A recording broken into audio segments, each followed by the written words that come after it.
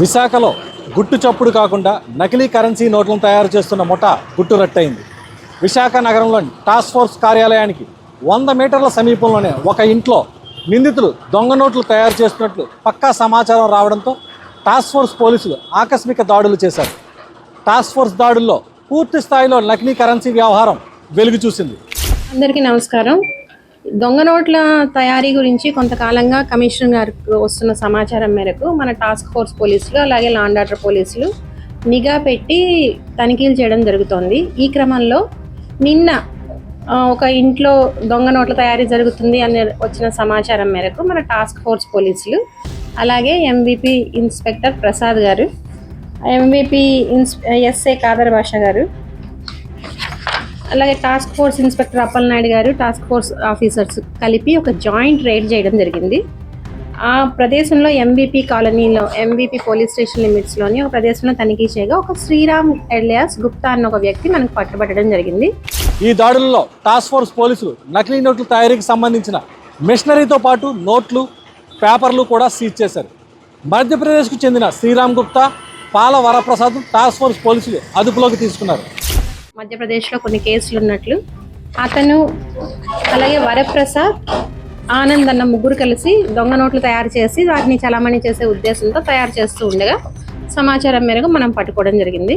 So as you can see మనకి paper print చేయడానికి ఉపయోగించే పేపరు, ఆ ఇంక్, అలాగే సాఫ్ట్ కాపీస్ 500 నోట్లు, 200 నోట్లు వీళ్ళు ఎక్కువ తయారు చేయడానికి ట్రై చేస్తుంది. సో ప్రాసెస్లో ఉండగానే వైజాగ్ పోలీసులు చాలా చాకచక్యంగా పట్టుకోవడం జరిగింది. ఇంకా కంప్లీట్ కాలేదు ఇది. రెండో సైడ్ కూడా ప్రింట్ చేసి అప్పుడు చలామణి చేసే ప్రయత్నం చేస్తున్నారు. గత కొంతకాలంగా గుట్టు చప్పుడు కాకుండా వీరు అదే ప్రాంతంలో నకిలీ నోట్ల వ్యవహారం నడిపిస్తున్నట్లు తెలుస్తోంది. ఇప్పటి వరకు తయారు చేసిన నోట్లు ఎక్కడికైనా తరలించారనే దానిపై పోలీసులు విచారణ చేస్తున్నారు. వీరి నుంచి ఢిల్లీకి సంబంధించిన ప్రింటర్, ల్యాప్టాప్, కరెన్సీ, మధ్యలో వాడే థ్రెడ్స్ను స్వాధీనం చేసుకున్నారు. సో దొంగ నోట్లు అన్నది ఆర్థిక వ్యవస్థను దెబ్బతీస్తాయి అవి. సో చాలా సీరియస్ అఫెన్స్ ఇది. చూడ్డానికి ఏదో ఒక నోటు 2 నోట్లు అనుకోవచ్చు, కానీ ఇవి భారతదేశ ఆర్థిక వ్యవస్థ మీద జరిగే దాడిగా కూడా మనం చూడాలి. సో దీన్ని, ఇంత పెద్ద నేరాన్ని జరగకుండా ఆపిన టాస్క్ ఫోర్స్ పోలీసుల్ని అలాగే ఎంబీపీ ఇన్స్పెక్టర్ని సిపి సార్ అభినందిస్తూ సిపి సార్ చేతుల మీదుగా వాళ్ళకి అప్రిసియేషన్ కూడా ఇవ్వడం జరుగుతుంది. అంతా కూడా ముంబై నుంచి తీసుకొచ్చారు. సో అక్కడికి కూడా మన టీమ్స్ వెళ్తాయి. అక్కడ ఎవరు అమ్మారు ఏంటి అన్నది మనం కస్టడీకి తీసుకున్న తర్వాత మళ్ళీ విచారణ. ఇది ఒక సైడ్ మాత్రమే అయింది మనకి. మిగతా ఎన్ని ఒక 34 పేపర్లు, అలాగే ఒక పేపర్ మీద సీరియల్ నెంబర్ కూడా ప్రింట్ అయ్యింది. సీరియల్ నెంబర్ ప్రింట్ అయ్యినది, మిగతా వాటి మీద ఇంకా సీరియల్ నెంబర్ ప్రింట్ కాలేదు. సో జస్ట్ మీరు చూసినట్లయితే 500 సింగిల్ సైడ్, ఇంకా డబల్ సైడ్ ప్రింటింగ్ స్టార్ట్ కాలేదు.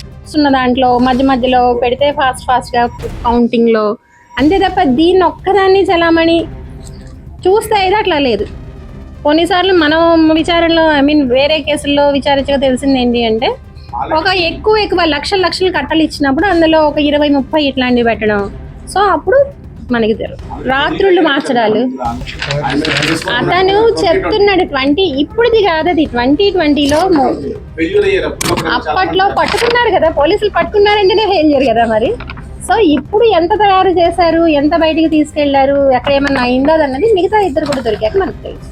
వైజాగ్ వాస్తవ్యుడు ఇతను ఆల్మోస్ట్ ఒక 5 years నుంచి ఆ ఇంట్లో ఉండడం జరుగుతోంది. మనం ఇప్పుడు పట్టుకున్న ఈ శ్రీరామ్ అన్న అతను ఒక 6 months నుంచి ఇక్కడికి వచ్చి ఒక 2 months క్రితం ఒకసారి రావడం, 6 months క్రితం ఒకసారి రావడం జరిగింది. సో ఇదంతా 6 months నుంచి అని మనం అనుకోవచ్చు. వరప్రసాద్ తెలుసు, హౌస్ అతనిదే, వరప్రసాద్ అతనిది. అతను వైజాగ్. అతను మనకి ఈ శ్రీరామ్ అన్నతని కన్ఫెషన్లో వరప్రసాద్, ఆనంద్ ఇంకొక పేరు కూడా చెప్పడం జరిగింది. ఇందులో వరప్రసాద్ అన్నతను వైజాగ్లో ఉంటాడు. ఈ ఇల్లు వరప్రసాద్ పేరు. లేదు కలిసి ఉండడం కాదు, వస్తూ పోతూ ఉంటారు. వరప్రసాద్ అన్నతను ఇక్కడ ఉంటాడు.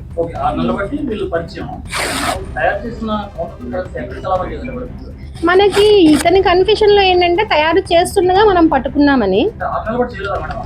లేదు ప్రాసెస్ లోనే ఉన్నారు వాళ్ళు. 15 days బ్యాక్ నుంచి స్టార్ట్ అయింది ప్రాసెస్ అనేది. ప్రింటింగ్ ప్రాసెస్ ఏదైతే ఉందో 15 days బ్యాక్ నుంచి చేయడం జరిగింది.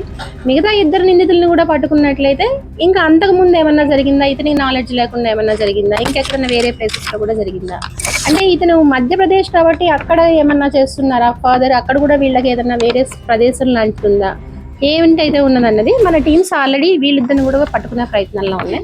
వాళ్ళిద్దరిని గుప్తా అన్నతని మధ్యప్రదేశ్ అతను. ఇతని మీద ఆల్రెడీ ఉజ్జయినిలో ఒక 2020 క్రైమ్ నెంబర్ 152/2020లో అరెస్ట్ అయ్యి జైలుకి కూడా వెళ్ళొచ్చాడు. సో ఈ మిగతా ఇద్దరిని కూడా పట్టుకుంటే మనకి మరిన్ని వివరాలు తెలుస్తాయి.